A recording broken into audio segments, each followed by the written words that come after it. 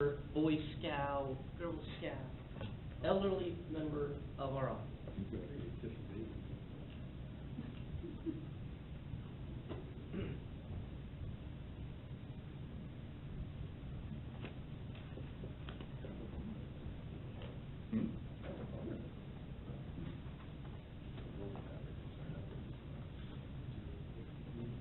Yeah, I mean, a couple of months probably, and our one average will have dropped to me.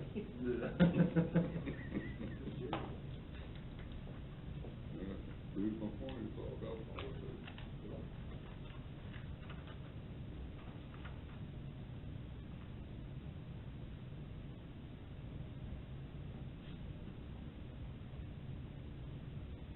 Look like you watching on video.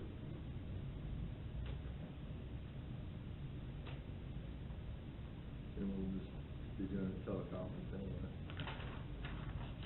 Skype meeting. We did one once with a phone. Mm-hmm. We were all at a table and we had a phone, because somebody called, once, yeah. A long time ago. Yeah, full consensus, all right. What's that? We made it a consensus. I've been to a city council meeting when the council. I think I was gonna make it. called in. You didn't? It was on. Nah. Real serious. And usually that person doesn't get a lot of say that night. Yeah. 6:30, they all finally came filing through. Wow.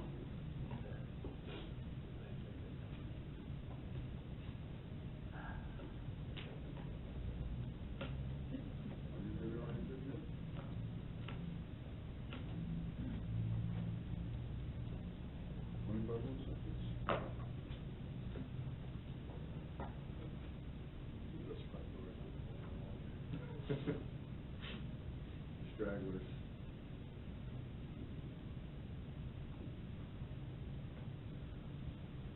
You know, it's what happened. The one time when it started early, there'd be like 7 people walk in at 7:01. You started early.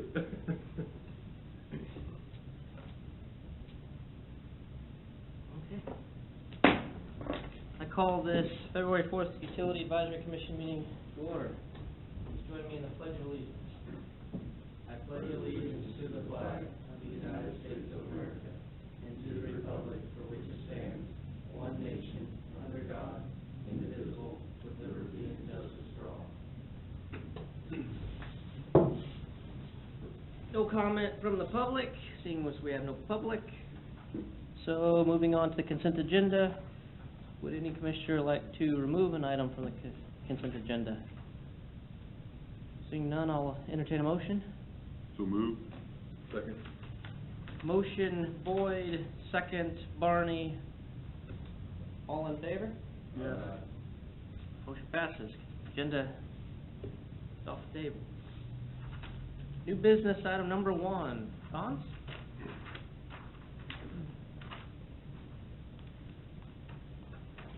Good evening. This project was in the 2016 budget. Originally, the project consisted of redoing the overhead transmission distribution line. And after talking with Bruce and his staff, he determined that we can do the project underground for half the cost. This includes the materials. All the labor will be done by Bruce's crew or staff. With that, Bruce, if you can explain the action item, the new business item.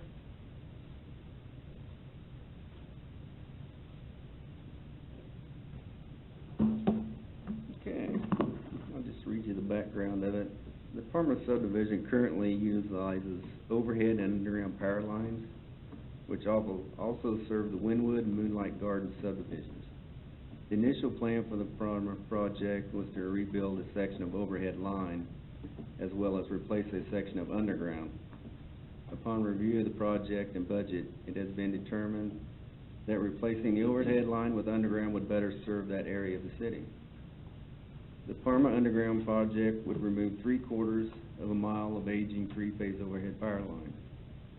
We've had a lot of problems with lightning and trees.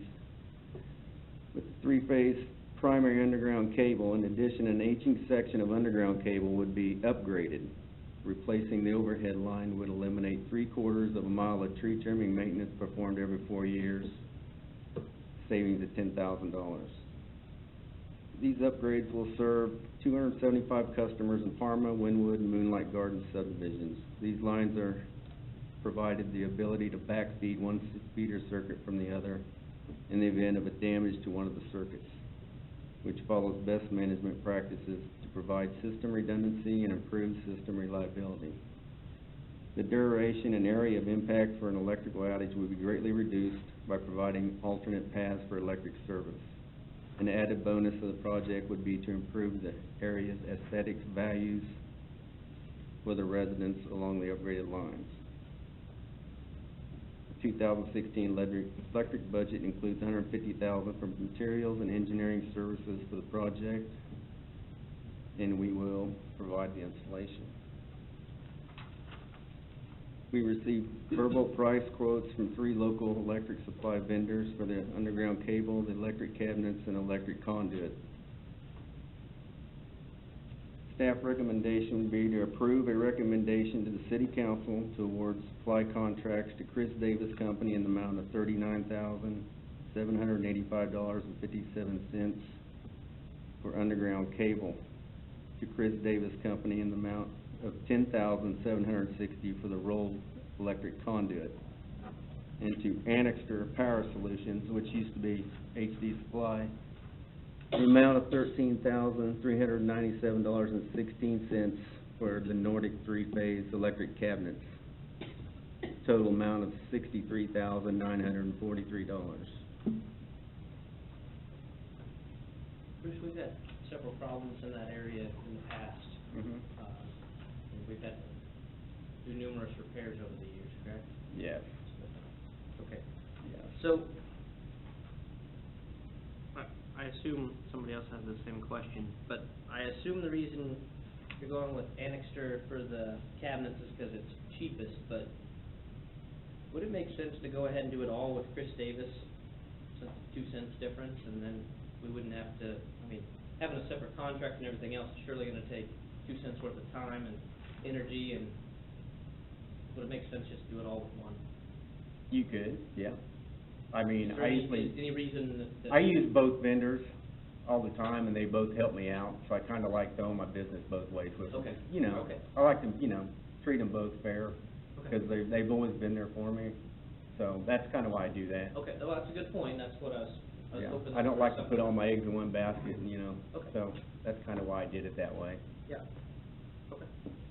And this area here is the outlined area.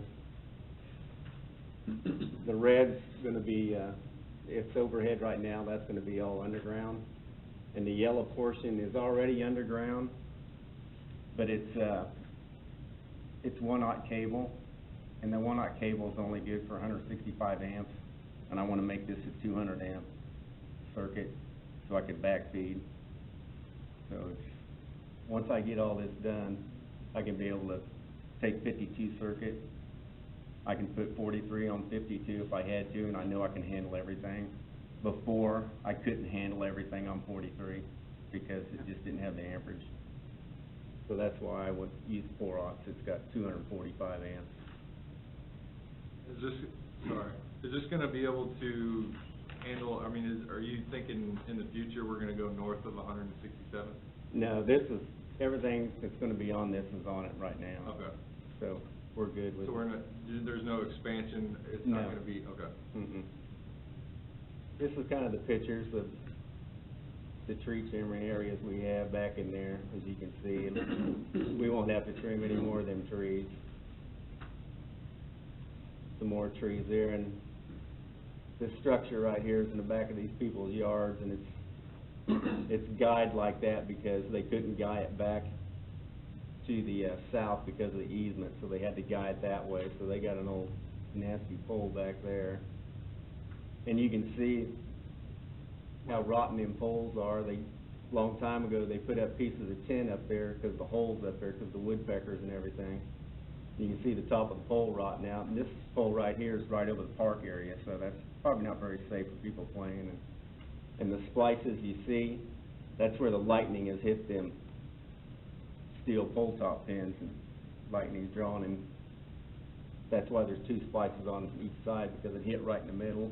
So we had to splice a piece in there, because you can't put a splice over an insulator and tie it in. So that's why that's like that. There's that power line that goes right through the park. That'll all be underground. That right there on the left is an overhead fuse dip pole, and on the right is an underground fuse cabinet. So that cabinet will replace that dip pole.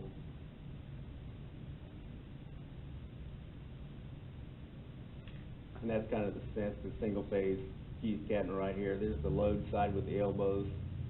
Then the other side's the fuse part, in case something went bad, a piece of cable or something, that fuse would blow inside there instead of an overhead. Just kind of showing you what's gonna be. We'll have two of them out there. One will be in the park area, and one of them will be on the right over there where that pole is, where it's down guy with another pole. That cabinet will be back in there, that fuse cabinet, so that's where that'll be located. And this right here, on the left, the cabinet we're gonna use. I got this cabinet from Nordic because it's small, it's low profile. I wanna keep everything, you know, kinda hid as much as I can in people's backyards. You know, I wanna work with them. I don't wanna put a great big gaudy thing. I wanna try to find the smallest one I could. And that's kinda what, on the right, that's where the elbows, when they're made up, they just kinda feed in and feed out.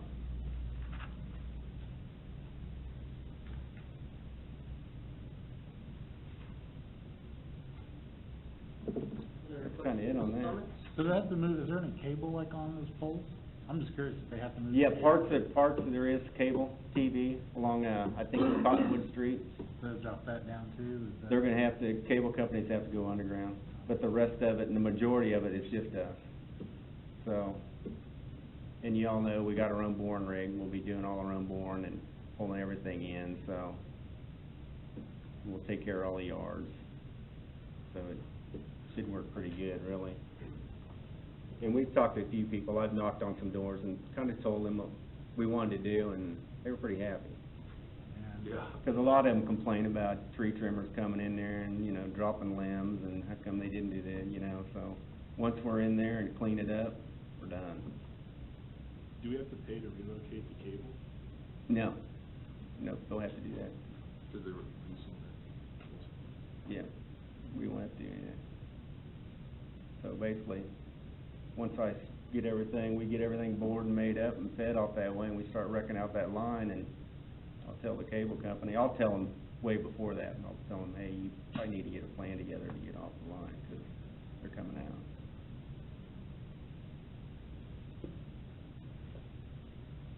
Any further discussion? Yeah, I have a couple comments, questions.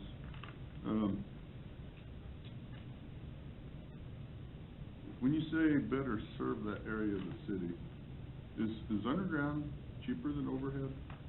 No, underground's more expensive. Okay. Yeah, more expensive. And I know farm addition's been a concern since I've been a board member for almost 8 years.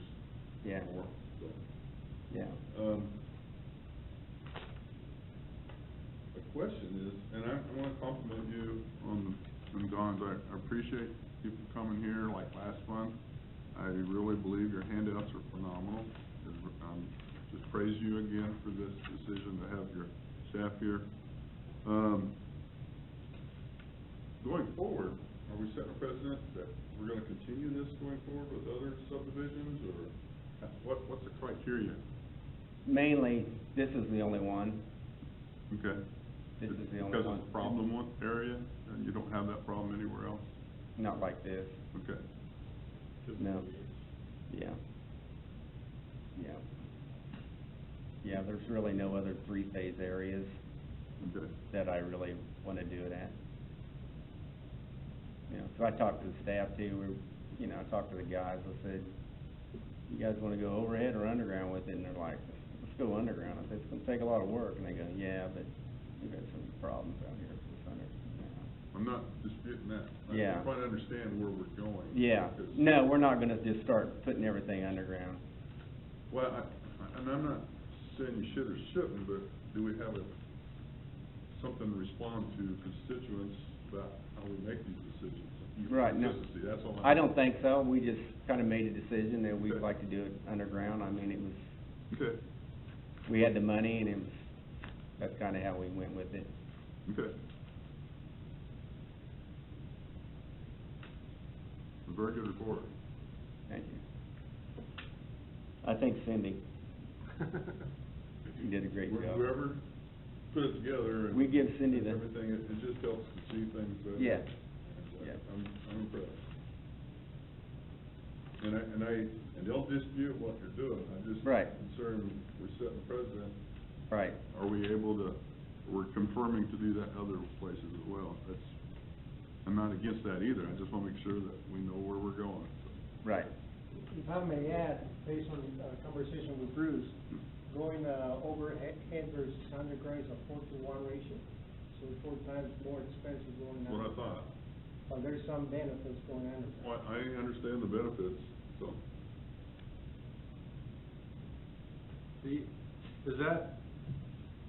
Is that included, the tree trimming, the maintenance on the poles, that's still 4 to 1? I just can't see that. No, it's cost of material. yeah. Yeah, it's a lot more. And plus, if we go underground, we just took the squirrel problem away. Right. We took the lightning problem away, we took the tree trimming problem away, I mean, we killed 3 things right there. Well, that's why I'm saying, it takes that 4 to 1 down to, if you're. It's hard to put a number on that. Yeah. I've done that, and it is, that's like you think. All right. So, I know it seems like Yeah. a big number, but it ain't, so. It's all good. And we've had, like I put on the report, there was over 30 splices in that line. Yep, that was, well, I'm From all impressed the with your damage. report, very good job. Cause I've got a lot of stories, I can tell that I've been out there in the middle of the night, storms and ice storms and wind storms on that. Yeah, it'd be good just to get away from that.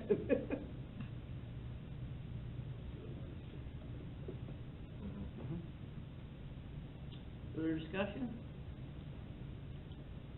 I entertain a motion. Mr. Chairman, make a motion to approve recommendation of the city council to award supply contracts to Chris Davis Company in the amount of $39,785.57 for underground electric cable to Chris Davis Company, in the amount of $10,760 for road electric conduit, and to Annexer Power Systems Solutions LLC in the amount of $13,397.16 for Nordic three-phase electric cabinets, for a total requested amount of $63,943. Second? Motion Boyd, second Waldman. All in favor? Aye. Motion passes. Thank you. Thank you.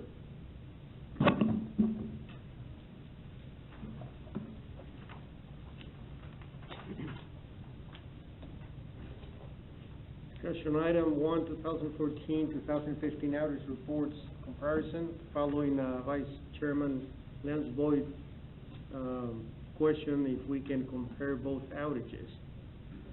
We put together these two charts, comparing 2014 with 2015.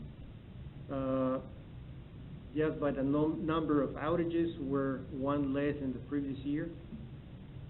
And as far as the type of outages, they're pretty much the same, similar. And I appreciate the reports, and hopefully in the future we can store them and go back even more years. Equipment, yeah, it's the same. What is involved in equipment? Is it something we need to budget more, or going forward? It's, cable going bad, Okay. you know, house service cable, a transformer, a connection, stuff like that, a loose connection somewhere, we call that equipment. Okay, now, Is what that and is. we're taking that account in our budget process, so. Yes. We're going to go down. Yep, we're doing rebuilds right now on Okay. single phase stuff, and, yeah. That's the one, the big one really stand out. Storms, it's kinda hard to Yeah. say for certain there. Animals are down, which is good, so. Yeah, and we're working on projects right now to reduce the squirrel Squirrel problem. guard. Yeah, we're over on East Washington right now, doing that area, Okay, that real bad area. good So deal. We're on that right now. I know it's, everybody strives for perfection, but you still wanna see improvement. Exactly, exactly. And I think we're working that way. Okay. I really did. And you had a question too, I wasn't here, Dawn said something about somebody's wanting to know what the other meant. Yeah. The other stuff like, we get a call and say, hey, we got half power, we go out and check it, customer side is a breaker. Some person might call up and say, hey, we got a low line hanging, we got kids in the backyard playing. Well, you know what it is? No, I don't know what it is. For safety reasons, we gotta go check it, it's usually phone or cable or something, but still, they're concerned, they wanna know. That's kind of what the other is. You know, and unknowns, they're, we go out on an outage, sometimes we can go, we can walk the line, find a squirrel, sometimes it might be a hawk, an owl, or something like that, you know. We can't find it, we throw the fuse back in, it goes, so could have been a bird or something that we just never found what it was and tripped it. That's kind of what the unknown is. Well, the trees really tells a story here too, and I've been sharing that with some of the public, like, you know, it's gotten a lot better on trees with our aggressive tree trimming. Yeah. You can't, and they don't deny that, and sometimes we have to really promote that. People forget, you know, and, people, no matter, it's hard to get 100%, you know, but it only takes once to have that VCR or whatever clock flashing and. Yep, exactly. So, And, you know, if it does blink, I mean, yeah, yep, the recloser caught it, so it did its job, that's what it's supposed to do, it's still gonna have a blink, so. yep. Yeah, nothing's perfect, So we always strive. we always try. Yep. That's what we're doing now on the, in the heavy squirrel areas on the East Forest, East Shawnee over there. Mhm. We're putting up, we'll get a deal together, but, you know, you have your pole top pins, your metal pole top pins, and your insulator on top of the single phase, they're only about that far from the pole. Squirrels get up there on top of the pole, and they reach over there. Yep. Now, we bought some, 2-foot long, insulated pole top pins. We're putting them over there on, that side of town for experiment, see. Okay, If we can cool. even do it even further, and all them over there too are all CSP transformers, which just go up, they're not fused or nothing, and they're all bare wire, so we're replacing all that with, squirrel wildlife protection on the bushing, Plastic protectors.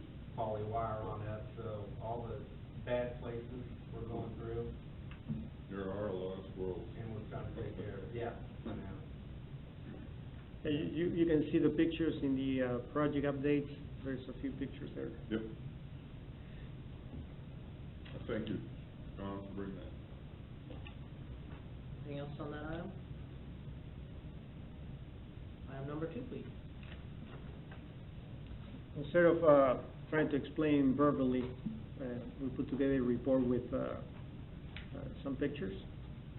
The pictures say 1,000 words, so hopefully it'll make things a little more clear. Electric generation, transmission substations.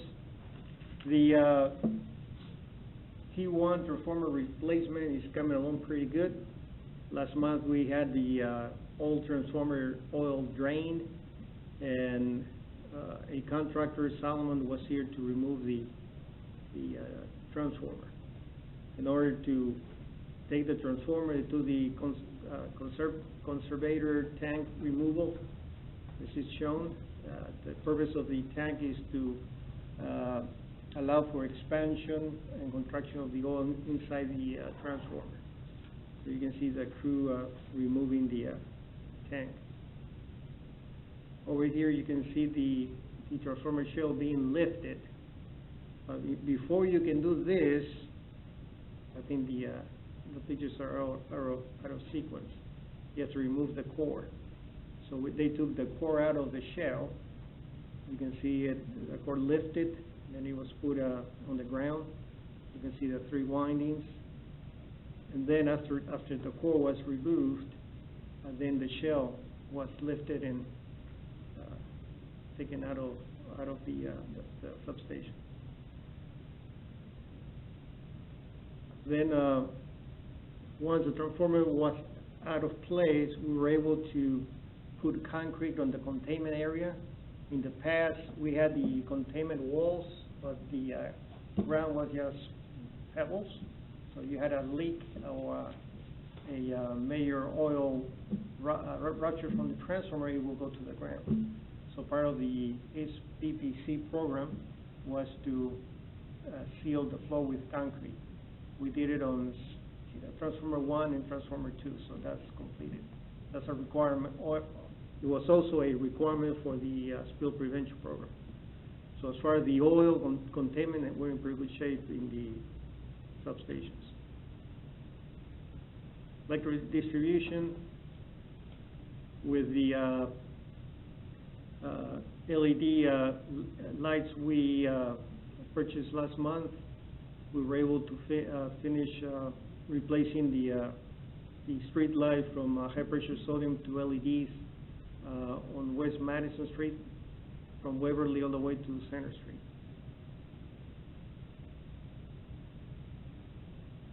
This is the work that distribution is doing right now on Shawnee Street. And I don't know if you can explain some of the pictures, Bruce? Yeah, what they're doing now, I'm trying to build that circuit up to a 200 amp circuit, is what I'm doing. So we're replacing the number 6 copper, which is only a little over 100 amps. I want to do this all the way down to, right down there at the corner of Center Street. So that way, I can come off this feed down here and feed all the way to Price Chopper and be able to rely on it for a backfeed. I can even feed through pipe to Price Chopper, and I can even go over to Austin and feed that area too if it's 200 amps. So it gives me 2 options. So that's what, and them things, them poles were there in 1950. I looked it up. You're putting in Florida class poles? Yeah, very little bigger poles. And it's shown here.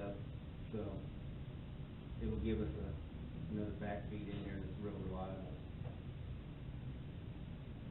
So what they're doing there, they're just laying out the old bases and getting ready to pull in the new wire. That's the 400 and 500 block where we're having a real bad squirrel problem over there. They're using the backyard machine over there to set all them poles. You see that pole top pin, see how much taller it is than the other one? Trying to get that phased up there so if the squirrels do get on top of the pole, they ain't gonna jump up there. Yep. So that's what we're trying to accomplish right there. So we're doing everything we can. That's pretty cool there. And that's what it looks like. That's a CSP old transformer with a lightning arrestor on the side. See all that bare wire coming up? Squirrels get up on top of there and they touch that and it blows it. That's what we're going through right there. You can see on the bushing, it's got the wildlife protection cover and the poly wire going up, and each individual transformer will be fused. So the one back, it was fused at the end of the line, and all these CSPs were down here. So when something happened, it tripped the main fuse out, not everybody's out. So if something happened now, just around there, it would trip that and just have them little customers off there. So, And you're upgrading the size of transformers as well, right? yeah. For peak. And some of them, yeah. Yeah. The CSP is in the old. Yeah, real old. And after a while, they don't even work anymore. You can't even reset the handle. Oh. They just get broken, they won't even work anymore. I've had them trying to trip them back in after a lightning storm, sitting there jerking off, trying to get them to go. I ain't scared to ask this question, but they don't have any PCBs, that was all taken care of before? Matter of fact, when I started here, I don't think we had any PCBs in, I don't remember. Really? So I don't think I've ever seen any PCB here in town. Huh. I mean, Lee Gerber might have a long So time ago. I would, yeah. But I never did when I got here. And we have Hillsdale Water Treatment Facility. I think back in November, I mentioned that the water treatment has seven filters. The purpose of the filter is to purify the water, take that turbidity out of the water. And we had in the budget $170,000 to replace the media filters, which is a combination of sand and other materials to filter the water. And what we did, instead of just replacing the media filter, we went ahead and hired somebody to test, to do sample on the media filter. He came back and said, hey, your media filter looks pretty good, but you may have a problem with your actual nozzles and your backwash. So what we did, went ahead and inspect, this is the filter. We have 7 of those. We went ahead and removed the media and inspect the nozzles. You can see the white things, those are the nozzles. That bow was doing the inspection. Those are the nozzles, and the media is where you see dark and with the sand. So we replace, actually inspect them, wash them, reinstall them, and they're back in service. And what we identified is not a problem with the media itself, but with the actual flows. So we're gonna be installing flow meters to, right now there's no way of adjusting your, well, you can adjust your flows, but you don't know how much you're getting. So one of the corrective action is to install flow meters so we can adjust the flows according to the manufacturer recommendation. And I think that will take care of the problem. If everything works the way it should work, we don't have to replace the media filter itself for another 8 years. So it's another $170,000 we save, or $140,000. Hill Creek Water Resource Facility. Scott Milholland was here last month about the talking about the rotor. I'd like to show you some pictures. Here is I think this is Dale. The rotor sank in the basin, and we spent like a couple of weeks trying to get it out. We finally did. We were able to put a sling. We had to lease or rented a crane. You will see why. That's the crane. And the rotor is about 13 foot long, so it's pretty long. You'll see in a minute. This is the rotor being pulled out of the basin. Those things that look like threads are actually human hair. So that's another picture of the rotor being lifted out of the basin. And that's the rotor. You can see the length of that rotor. It's like it's broken up. Yeah, there's what happened apparently when he went down, he hit the bottom, and some of the fins were damaged. There's a better picture of the fins. Another shot of the rotor. That's what they're replacing, right? So we're replacing 3 things. On the rotor, we'll be replacing the fins, and we'll replace the gearbox on one end and the supporting bearing on the other end. Right, because we were hoping that the fins weren't damaged, right? We We're- didn't know, but we We didn't know. We were hoping that the rotor was not damaged. So I think probably we need to replace about 20% of the fins. There's a better picture of the fins. You can see our bend. This is Dave Brisser removing the fins. It's pretty interesting. You have the rotor, and you have 59 rings, and the rings have the fins. So you have to take 59 rings that hold the fins. So there's about 720 fins in total. So we stripped all the rings with the fins this week. That's a picture of the fin and the ring.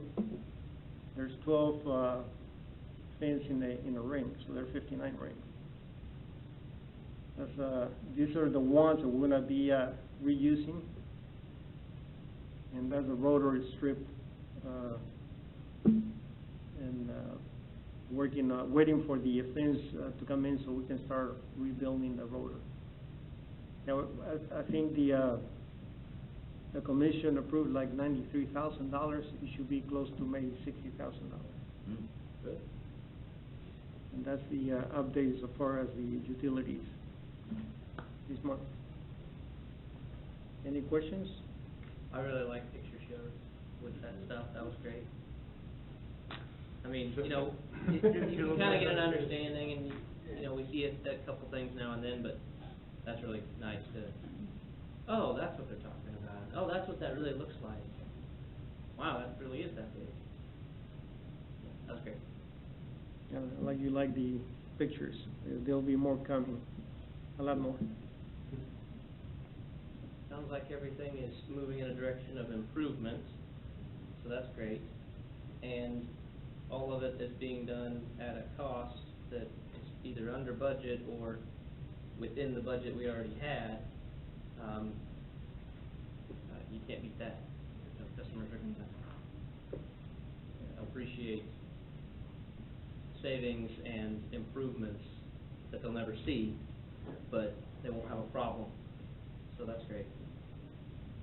And the purchase of that backyard machine was huge. I mean, we use that thing, they're on projects back in the backyard all the time, so that thing is huge to get that thing. I remember when we approved it. That was bigger than the ones I've seen too, more wider. Yeah, that thing, we wouldn't hardly be doing these backyard projects if it wasn't for that. So that thing was huge. I remember that being a big thing that we still had to lease or contract out before, and then it moved over to a lot more self-sufficient, so that was great. Yeah, that boring rig too, directional boring rig, because we couldn't do the farm underground project without it. I mean, if you hired somebody to do that, Well, yeah, then there'd be no brainer which way we were going. Yeah. yeah, you'd have to do overhead. Right. Looks like we're. Yeah, we're kind of in the driver's seat now. Mhm. There you go. Yeah, Bruce, you wanna go on the road?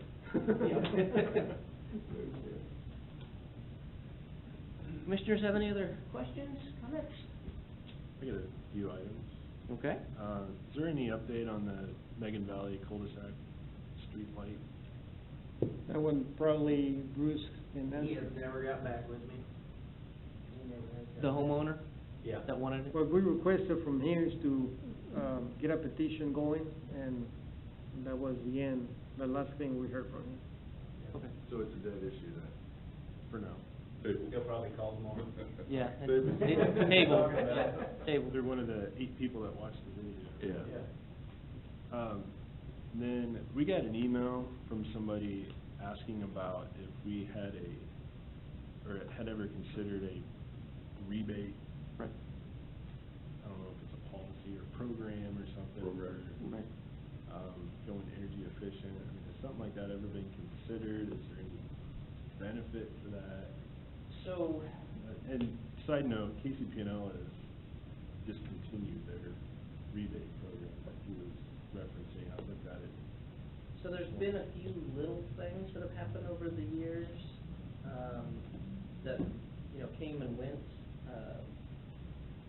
We had the thing with the fans, where homeowners could get fans if they came in, and we trade out lights from incandescent to LED.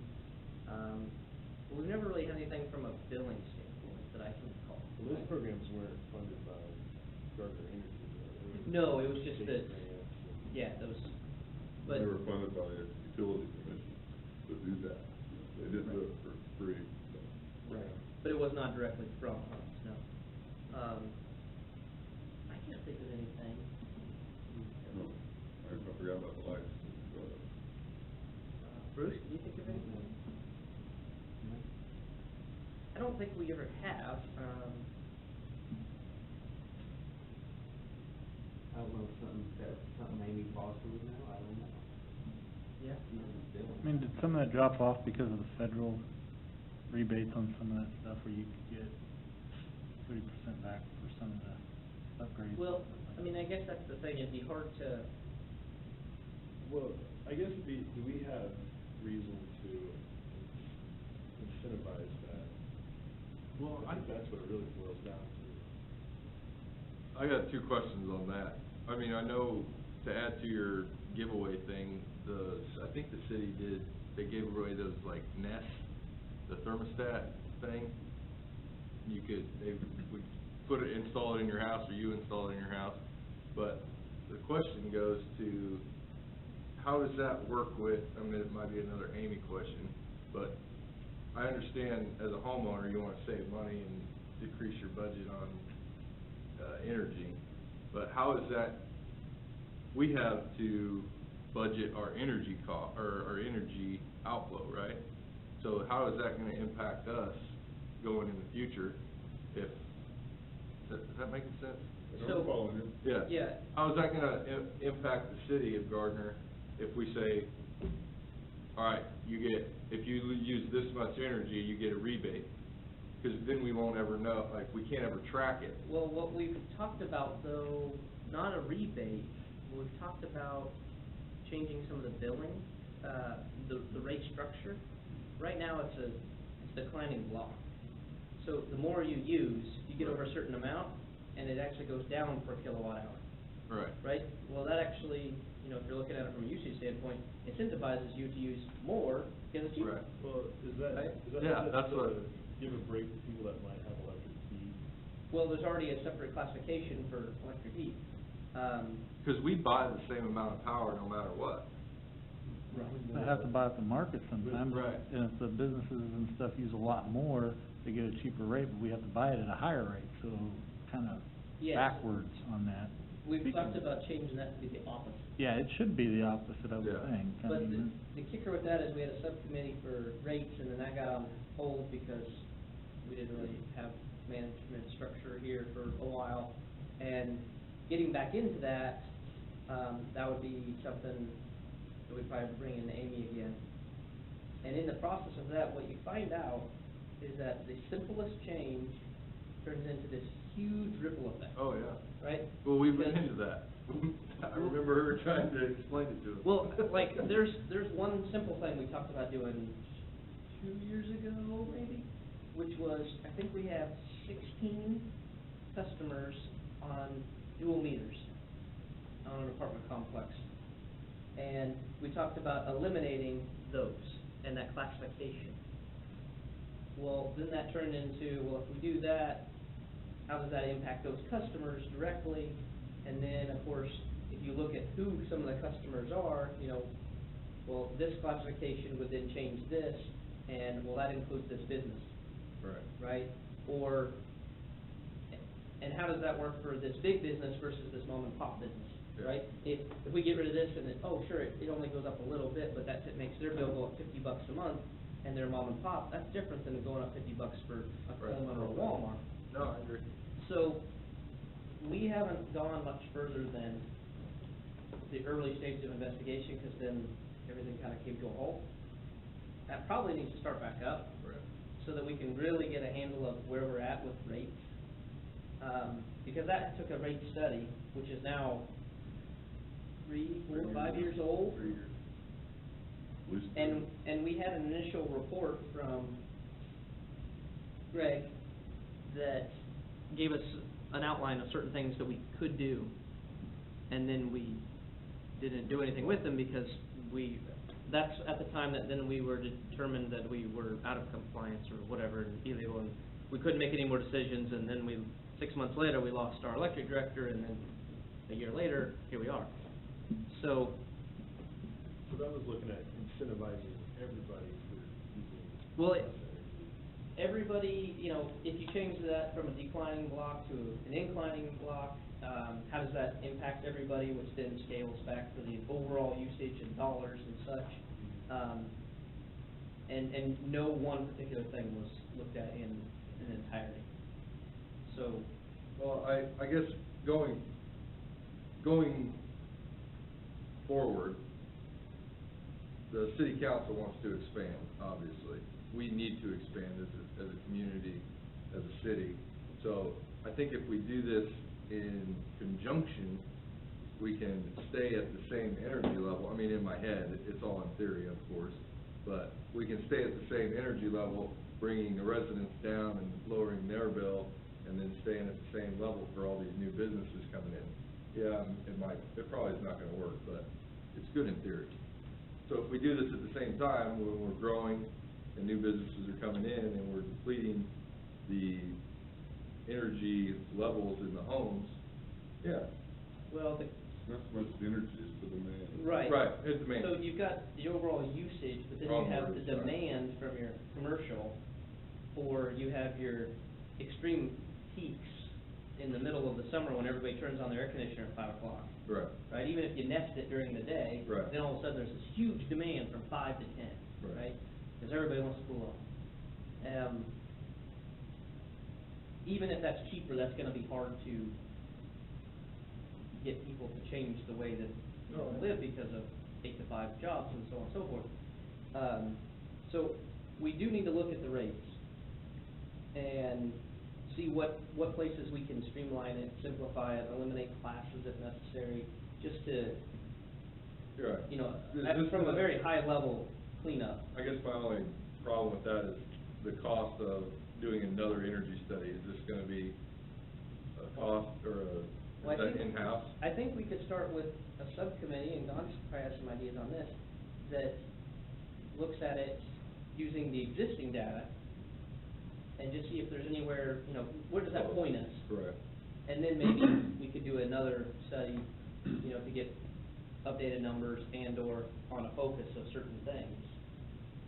I would agree with that. Mark, we had a conversation a few months ago, with you, and, I have plans to do a rate study for utilities, first quarter of this year, but due to the, annexation plans, we need to find out what is gonna be our expenditure for the next 5-10 years.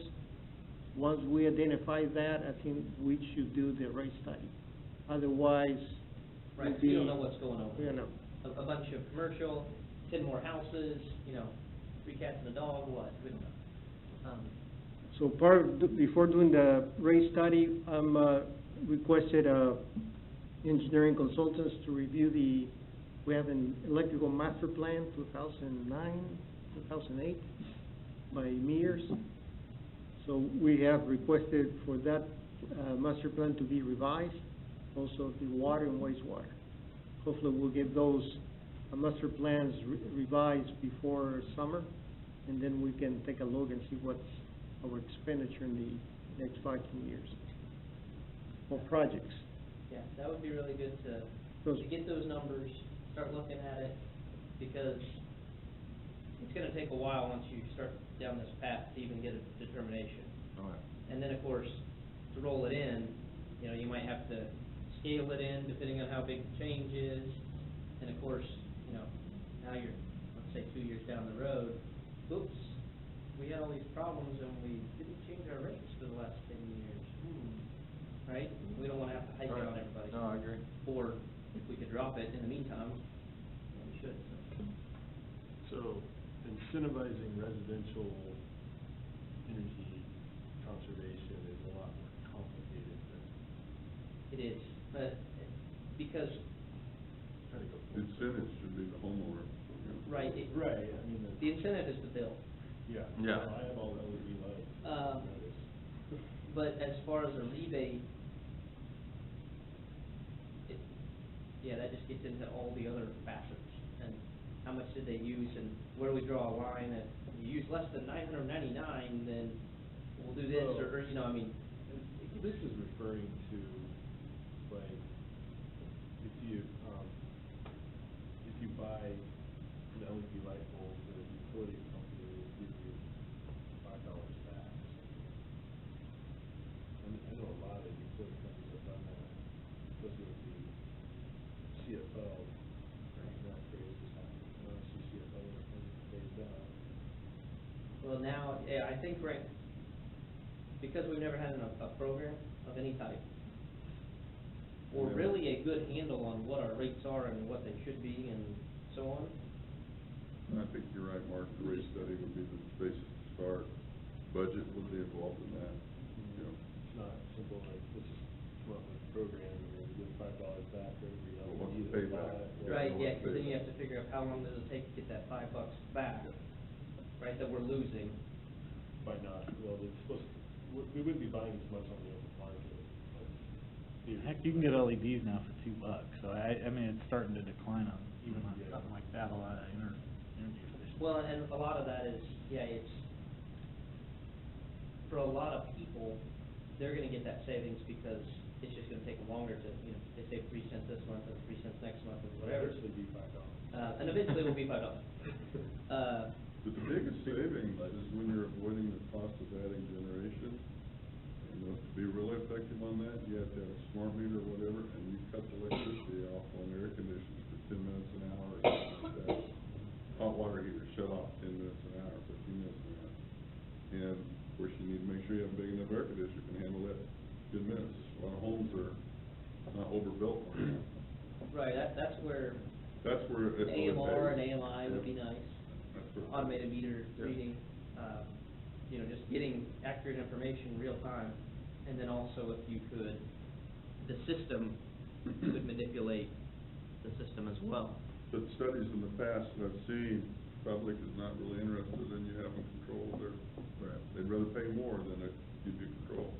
I mean, I would think a rebate type of system anyway would be a lot of overhead just to manage that anyway, having people have to bring their, I'd rather buy you know, a bunch of LEDs and basically hand them out, you know, to people. I mean, that would be better to me, because you wouldn't have to deal with the overhead of, oh, we got a rebate, you got a receipt, bring it to the receipt, you know.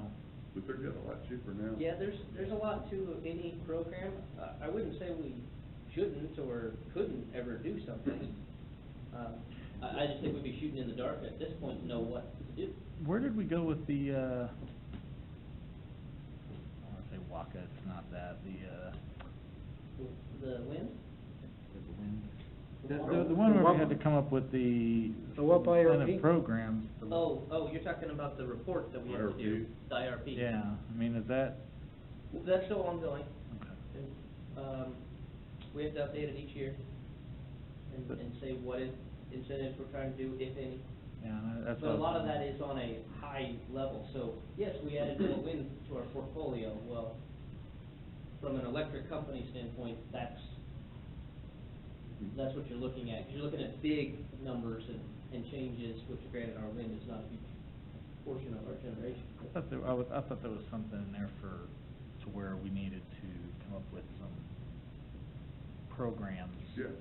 For the community, and I didn't know if that would help lead towards doing something That's else. probably something- Give us Yes, basically an that we get excuse to engaged do with it. the committee on that, yeah.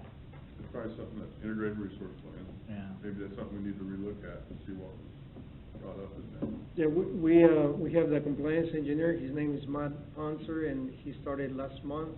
So part of his, responsibilities be to look into the IRP, see what, we haven't done much, but see what can we start implementing, so we can have a, active IRP plan and not a very,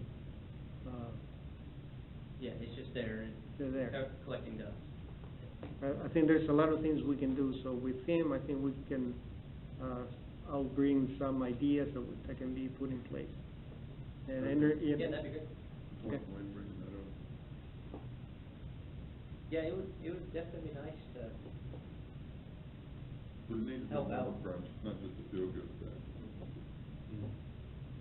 yeah, 'cause if we do all the research, and at the end of the day, you might find out, well, we can actually just lower the rates by, you know, 0.02 cents. And now you'll save not only $5, you'll save 12 on average each month. And benefit everybody. Right, and benefit everybody. Love to get breaks. But then, again, you might find out, really, we need to raise them. You never know, because we don't know what the numbers are. Like I said, we're lowering rates. I'd like to have another presentation from Amy, so, go over all that. One more item. All right, go for it. I believe it was the December bill, a lot of people had their water bill estimated, which, I mean, I understand why it gets estimated. It just happened to be one of the months that set the rates for the sewer for the rest of the year. And the way that the ordinance is written for estimating, it's an average of the previous 12 months of readings. And so what happened in December is an average of water bill, I mean, let's say somebody uses 4,000 gallons in the normal December, but they have an irrigation system, so their summer usage might be 20,000 gallons, well, their estimate for December usage ended up being like 12,000 gallons.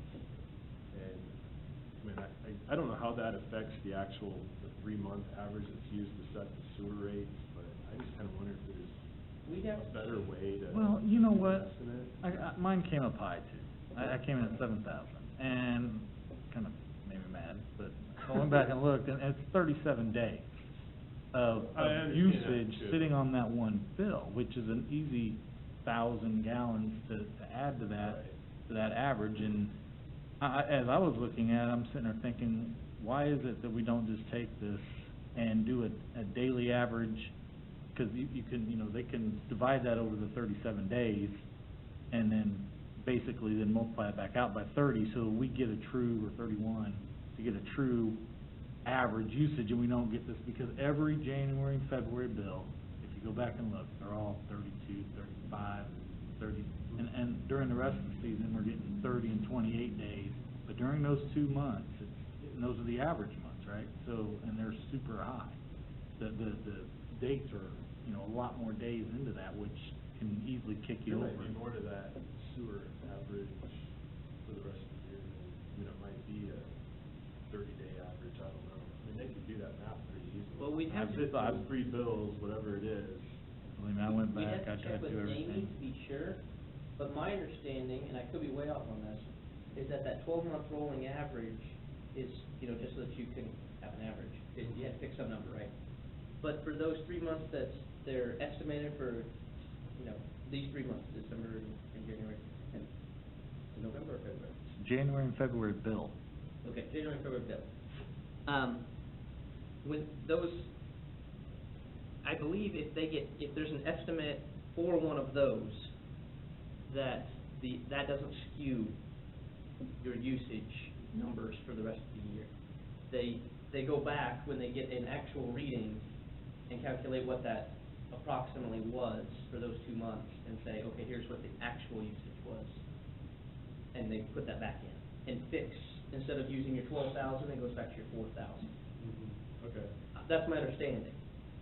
So, if you got one person sent me a message saying, they have nice landscaping, so they have expensive bills in the summer, but they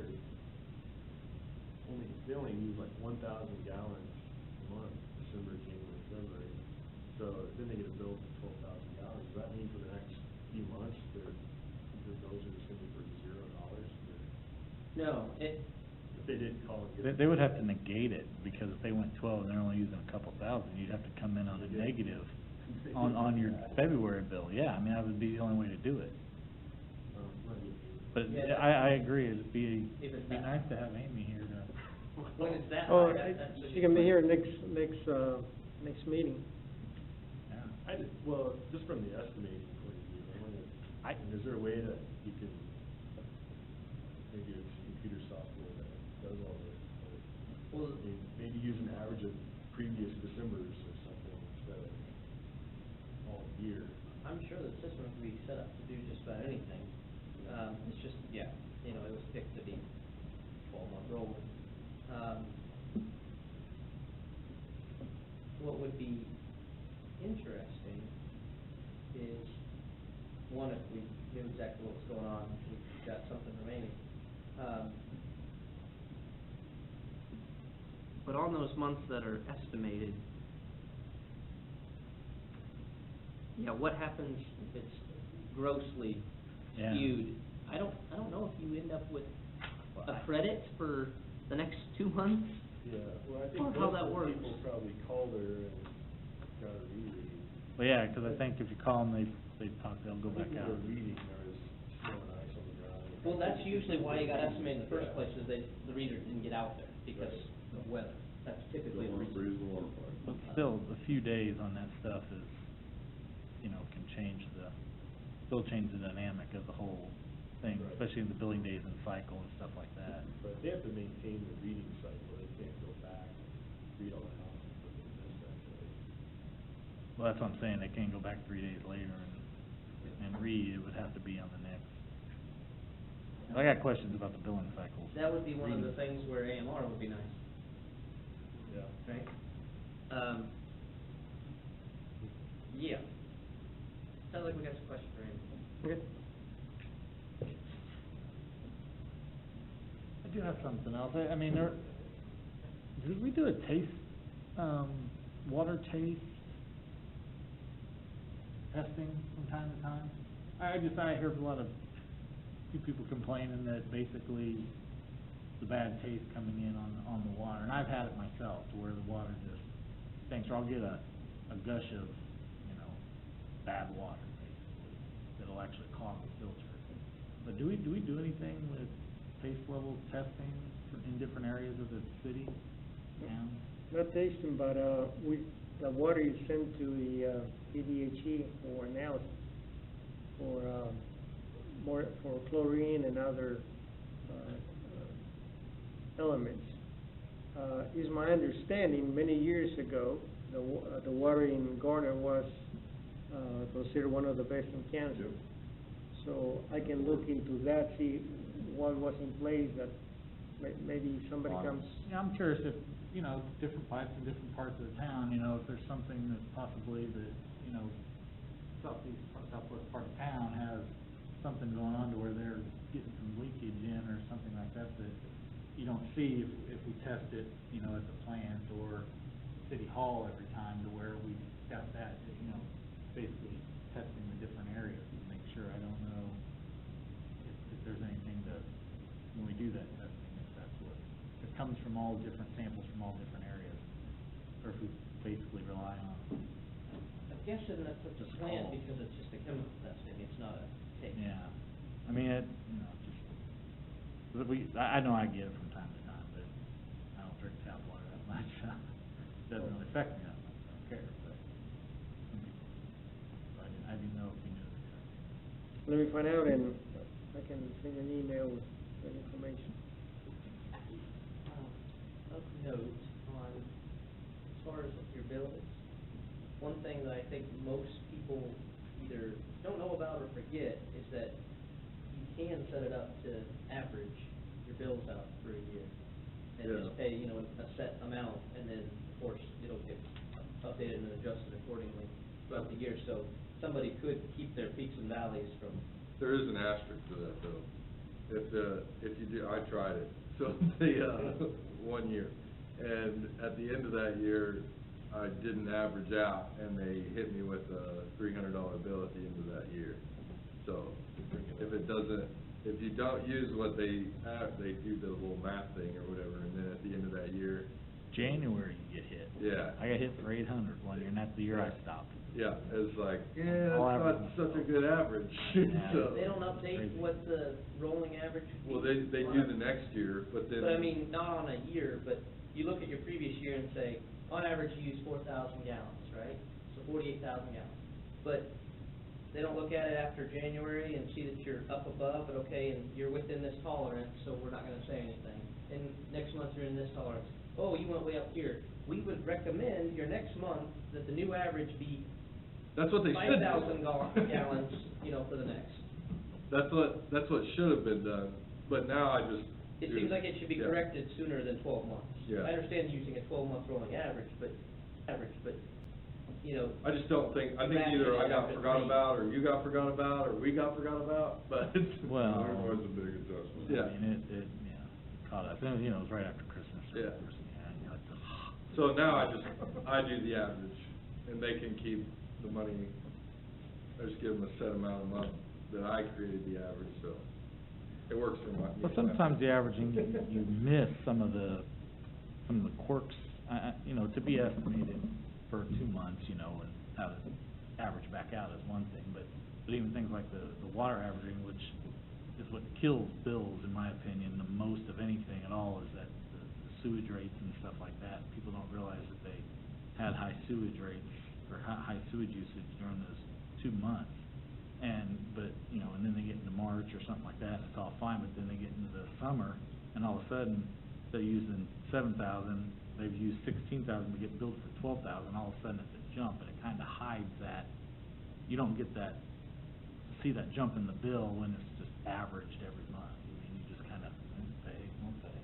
everybody sits on their budget and auto pay, and then next thing you know, you're halfway through the year and you can't do anything about it. Let's talk to Amy about that too. I'd be curious to know what the ratcheting timeframe is, and if it's that long, why is it that long? Okay, I'll, schedule for her to be here next time. Yeah, I haven't had much discussion because she's well ahead of me. Ought to come prepared. Yeah. What else we got, boys? Gentlemen, Done. that's it. Gotta go to work. I'll make a motion to adjourn. Second. All in favor? Aye. Yeah. We're adjourned. Thank you. We're adjourned. Thank you.